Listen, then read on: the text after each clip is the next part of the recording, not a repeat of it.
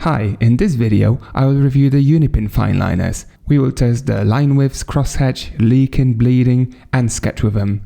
But before we start, I would like to invite you to our Drawing Discord server, the place where you can share, discuss and learn. Link in the video description. Should you buy them for yourself? Let's find out.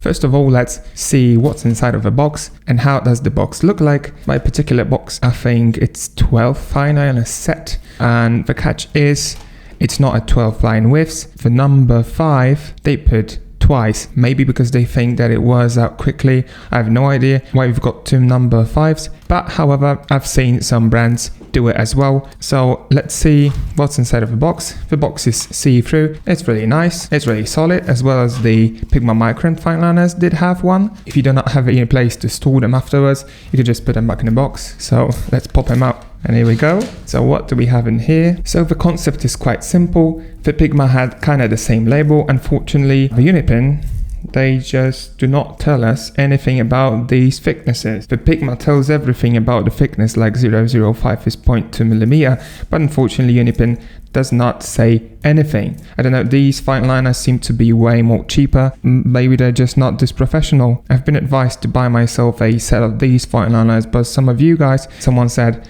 these Fineliners are great and they've got a brush tip and it's really lovely. Someone claimed it's amazing. So in this video I'm going to find out. Hopefully I'm not going to be disappointed. My first impression is that they are really cheap.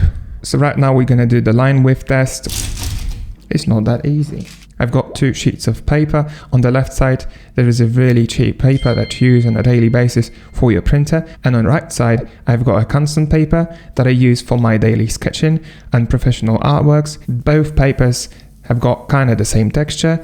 They're really soft, but from my experience on a cheaper paper, there's going to be way more friction between the paper and the nib. Let's go ahead and start testing the line thickness right now.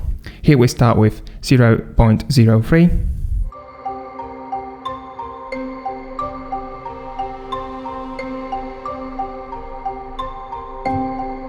They do not feel professional at all. The texture of these Fineliners leaves me wondering if I can hold it in my hand firmly and if I can feel comfortable, and what would happen if my hands would get kind of sweaty, or if I had a really dry hand. I'm not feeling comfortable with it.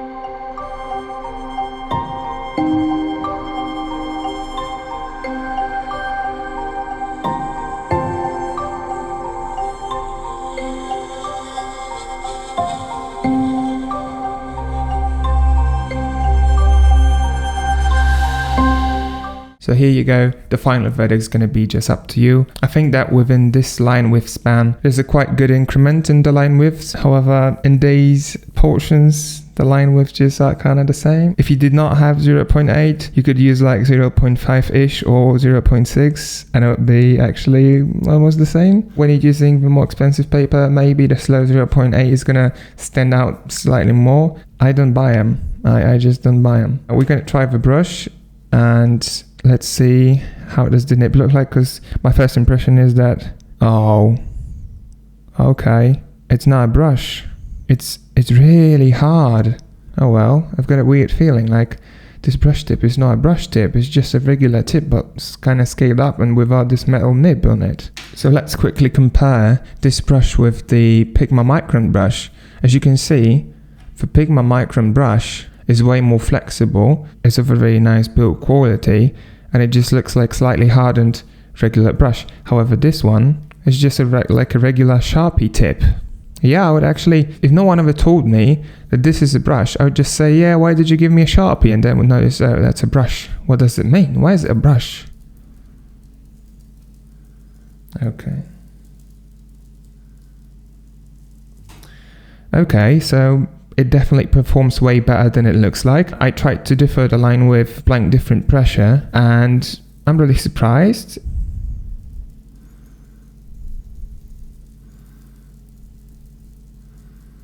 Okay, it's not this bad. It's definitely way better than it looks. That was on a Canson paper. Let's go ahead and do it on a cheap one. Different pressure. Let's make it slightly Let's make it a bit wavy.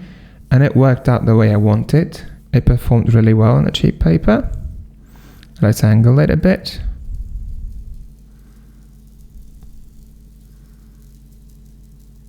Yes, I can say that definitely this brush looks way worse than it performs. So just to make sure that they do not bleed through the thin paper, let's see, they do not. It's absolutely okay. And of course I do not expect any bleeding on this thicker paper. So first for the crosshatch test is going to be 0.03. It's not a good experience to me. I don't really like it. It's definitely a low tier fine liner. The line is significantly thicker than on 0.05. But what I can say is that the 0.1 is way thicker than what I would expect from 0.1 fine liner to be. I would not be able to precisely draw with it or do any blueprints. I would treat it more like a 0.3. It feels like 0.3 or maybe 0.25. No difference between 0.1 and 0.2. I feel like this tip is slightly softer. It bends under much pressure. If no one would tell me that these are the 3 different line thicknesses, I would just say, yeah, it's just a 0.25. I don't know what to think. To me, all of these, maybe despite this one, they're just absolutely the same.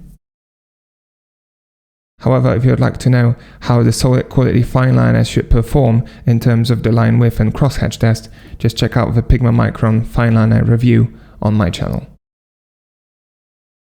It did not get dry insta-fast. I'm almost sure it's going to bleed through the paper. But without any surprise, I can just say that this paper got deformed and it's distorted and definitely is not getting dry in a second.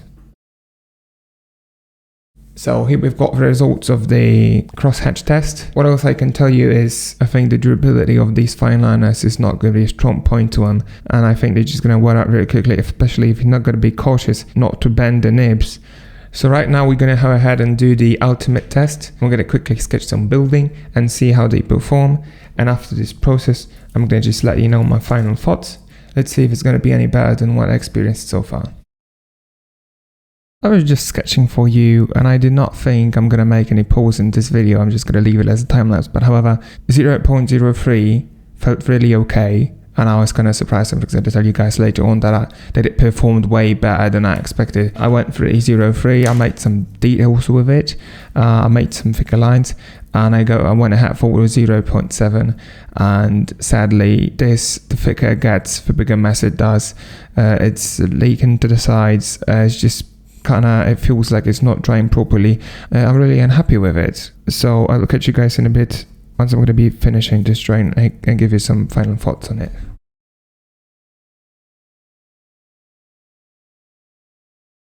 Okay, so here we are with the final sketch.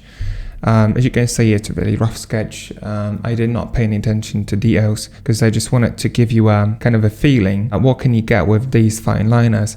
And my premise in each review is not to be doing the amazing artwork that will going to take me 3 or 4 hours. Throughout the line widths of these fine liners, I can clearly say that 0.03 is an absolute winner of the whole set. If you were about to buy these fine liners, just go for 0.03, and maybe for something like 0.5 or 0.4, because these were not too bad, and go for the brush maybe, because it's going to give you some extra variety in your line widths and add some extra life into your drawing. I think you're going to be happy with it.